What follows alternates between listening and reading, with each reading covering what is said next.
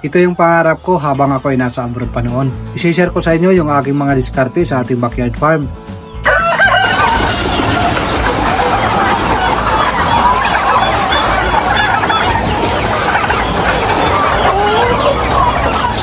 Good morning mga ka-farmers! Welcome na naman muli dito sa ating YouTube channel. Papasyal ko kayo dito sa aking mga alagang pabo. Dito sa kulungan na ito, dito natin pinagsasama-sama yung ating pang-breeding. Pinipili ko yung mas malaking mga pabo para yun ang gawin nating palahi.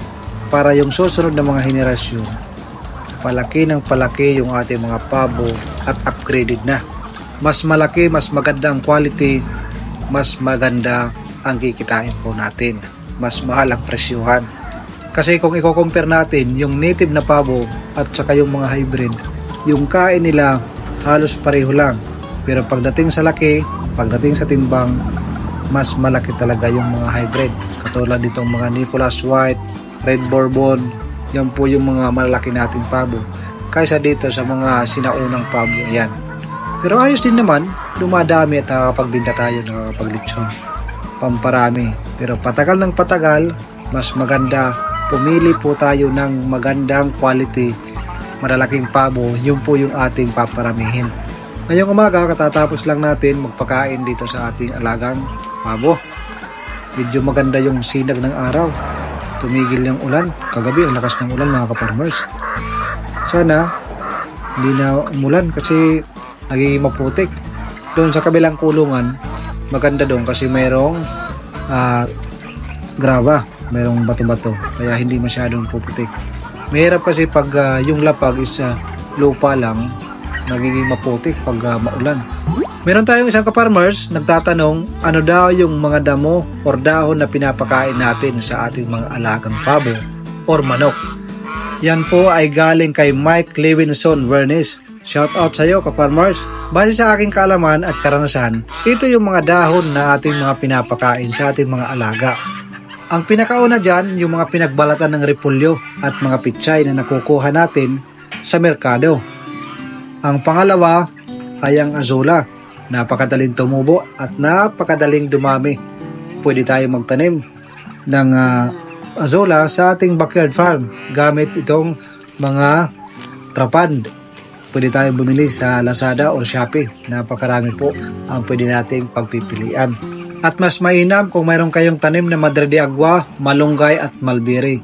Ayan ay napakasustansya at madaling tumubo yung mga tanim na yan. Ayan ay napakaganda para sa ating mga alaga at advisable yan ipakain para sa ating alagang pabo, alagang manok, kambing, pwede rin sa baboy, baka at iba pang mga livestock na ating inaalagaan. At ito pa mga ka-farmers, pwede rin kayo magpakain ng insulin na makukuha sa ating mga probinsya, sa mga bukid-bukid. Napakainam nito para sa ating mga alaga. Kung hindi po kayo kilala, ito po ay insulin plant. Maganda ito sa ating mga alaga. Pwede rin dahon ng papaya, dahon ng niyog-niyog, kangkong, puno ng lumbia. Alam nyo yung puno ng lumbia, yung ginagawang sasa or bubong, yung kanyang dahon. Pag malaki na, pwede nyong putulin. Yung gitna niyan is malambot. Pwede yan ipakain sa ating mga alagang itik, alagang manok, at iba pang mga livestock. Kasi napakalaking puno yan. Mas malaki pa yan sa niyog. At pwede rin tayo magtanim ng bilanghoy, kamote, maramais, niyog, at saging.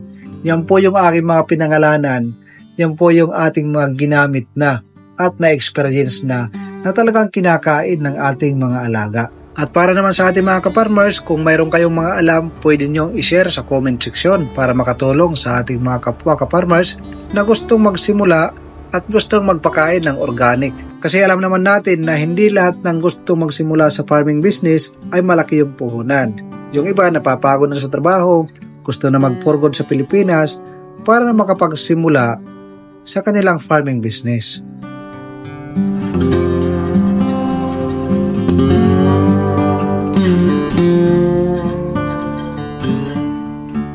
Ang pag-aalaga ng pabo ay para sa ating mga ka-farmers na pasipag, maghanap at dumiskarte sa mga organic na pagkain. Kasi kung iaasa mo lang sa commercial feed, sigurado para sa akin, lulugiin ka. Kung kumita ka man, napakaliit. dahil ang lakas nilang kumain. Kaya ako ibinabahagi sa inyo at ikinikwento sa inyo, baka pagdating ng panahon, mag-alaga kayo ng pabo at ang ipapakain nyo ay pure feeds, walang halong organic. Para sa akin, alanganin at tulugiin po kayo dahil nga sa sobrang lakas nilang kumain. At baka dumating pa yung panahon na balikan nyo ako, sabihin nyo sinungaling po ako. So ayun, ngayon pa lang sinasabi ko sa inyo para lang ito sa mga mahilig, dumiskarte at maghanap ng organic feed.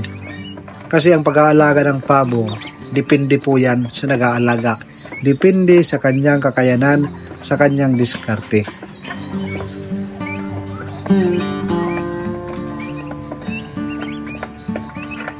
Masarap sa pakiramdam na makikita ko yung aking mga alaga na marami na. Sa una, hindi ko ito makita sa aking sarili, nakakayanin ko yung ganito karaming alaga. Pero ngayon, mas gugustuhin ko pa na mas dumami pa yung ating alaga dito. Dahil nga sa kanilang demand, kinukulang. Di naman tayo makapagbinta araw-araw. Kasi once na magbinta po tayo araw-araw, mauubos. Wala na tayong pag-breeding. Kailangan, meron tayo nakasiparit na pagbinta, merong pampalahi. Kailangan, nasa tamang laki din yung pagbibinta para yung ating kita ay maganda.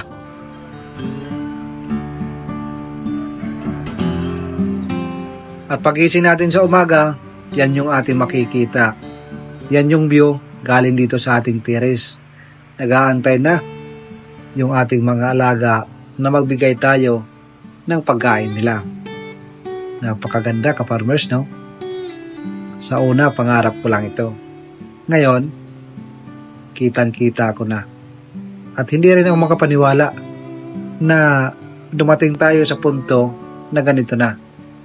At pagdating naman dito sa kabilang kulungan, nandito yung iba nating mga pabo at ibang mga RIR. Mga dumalaga na yan, nagsisimula ng mga itlog yung ating RIR. At pagdating naman dito sa kulungan na ito, maganda dahil nakabili tayo ng plastic matting. Yan, hindi na nagpuputik yung kanilang inaapakan. Bibili yan sa mga online. Napakarami, mapipilian nyo.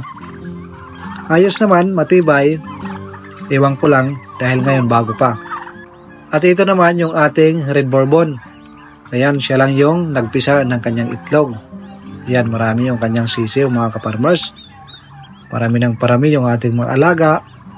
Parami ng parami yung ating mga hybrid, yung ating mga upgraded na mga pabo.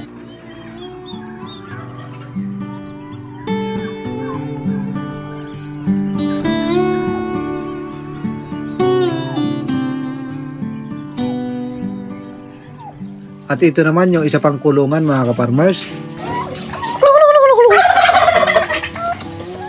At sa mga nagtatanong naman, ano daw yung gamit natin na incubator para dumami yung ating mga alaga. Sa nauna nating video, in-upload ko na kung ano yung ginagamit natin. Sabi ko nga sa inyo, China, pero parang hindi China. Kasi nakakapagparami tayo at effective yung pagpaparami natin ng ating alagang pabo at manok. Ito yung ating incubator na ginagamit. Kung mapapansin nyo, yung mga itlog ay mayroong mga sulat na pitsa. Kasi dyan natin malalaman kung gaano katagal na sa ating incubator yung mga itlog. At yung mapapansin nyo, nagtatanim tayo ng Chinese bamboo at aratilis. Ang aratilis kasi, pag namunga yan, pag nahulog, pagkain yan ng ating mga alaga. Ang Chinese bamboo naman ay mainam yan para hindi masyadong mainit. At pagdating naman dito, naabutan natin yung 5 pabo, naglilimlim sa isang pugad. Kaya ang gagawin natin, kailangan natin kunin yung kanilang itlog. Ilalagay natin sa incubator. Kasi pag ganito, maaaring mapisa or mag-crack, masira yung itlog na nasa pugad. Kaya ang project ko bukas, gagawa tayo ng maraming pugad dito para hindi na sila mag-agaw-agaw sa pag-iitlog at paglilimlim. Ayan, marami pang itlog mga ka-farmers. Sayang yan. Pag naputikan kasi at marami nang dumi yung itlog, ang nangyayari, nabubugok, nasisira yung itlog. At ng mga sumunod na araw, umulan. Galing tayo sa merkado. nangulikta ng mga pinagbalatan ng repolyo. Hindi pa natin na ibibigay sa ating mga alaga. Kaya naghihintay sila dyan. Ayan na nga, binubutas na yung plastic mga ka-farmers. At ito naman yung ating alagang ghost. Ay ba, hindi nilalamig. Sarap na sarap sa pagliligo sa kanyang swimming pool. Binigay talaga natin yung balde na yan para gawin nilang paliguan. Enjoy na enjoy kahit medyo maulan ang panahon. At ang ginawa ko, nilagay ko sa gitna yung kanyang maliit na swimming pool. Tuloy-tuloy pa rin ang kanyang pagliligo. Nakatingin kanina yung manok. Medyo na busy ako at nang pagbalik ko, yan na yung aking nakita. Naligo na rin yung isang ghost. Enjoy sila sa swimming kahit katatapos pa lang ng ulan. Anong nangyari? Pinagtitinginan sila ng mga manok at ng ating mga alagang pabo. At ito naman yung ating brooding pin. Hindi pa sila pwedeng pumunta dyan sa baba.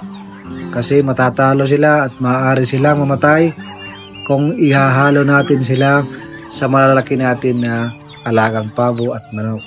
Kaya habang hindi pa umaabot ng 3 months to 4 months, dyan lang muna sila. Depende po yan sa laki. Once na makita natin na malakas na at malaki na, pwede na sila dito sa ground. Ganon kalakas kumain ng organic na pagkain yung ating mga alagang pabo. Ayan, nag-aagawan sila sa ating pinagbalatan ng repolyo. At dito naman sa part na ito, pinalabas natin yan kanina para tukain yung mga damo-damo.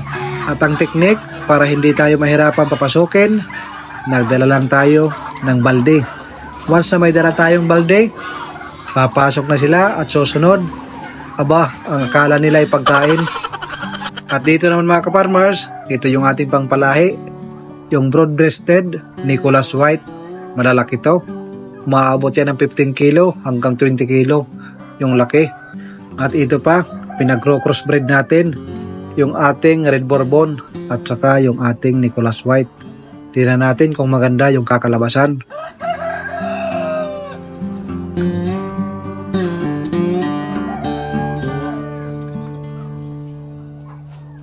Sa araw na ito, mayroon tayong pinuntahan. Kaya kanina bago tayo umalis, nilagyan natin sila ng napakaraming pagkain.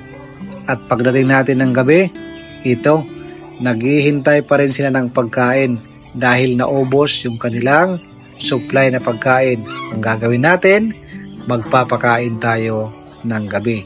Tingnan natin kung gaano sila kalakas kumain kahit gabi na mga ka-farmers. Ang ginawa ko, bago ako magpakain, naglagay muna ako ng pausok para maitabo yung mga lamok at mga langaw kung mayroon man dito. Para maiwasan natin yung mga bulutong sa ating mga alagang manok at alagang pabo. Inuna ko munang pakainin yung ating mga sisiw. Pero napansin ko mga ka-farmers, hindi pala naaanghangan sa mata yung mga alagang manok at pabo. At ang sumunod na ating pinakain, itong ating mga alagang malalaki. Akala ko hindi nakakain kasi nga gabi na. Pero sabay-sabay bumaba. At makikita niya naman ang lakas-lakas pa rin kumain. Talagang nagutom sila. Siguro naubos kaninang tanghali yung kanilang pagkain. Kaya makikita nyo kung gaano sila kalakas pa rin kumain kahit gabi na.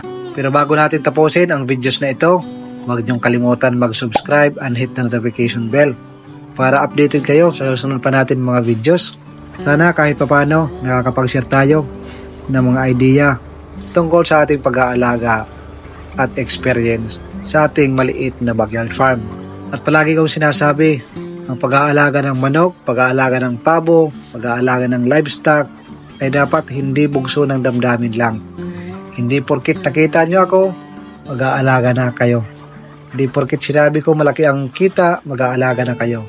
Kailangan isipin nyo ng maayos, kaya nyo ba? Kaya nyo ba yung mga pagsubok na pagdadaanan?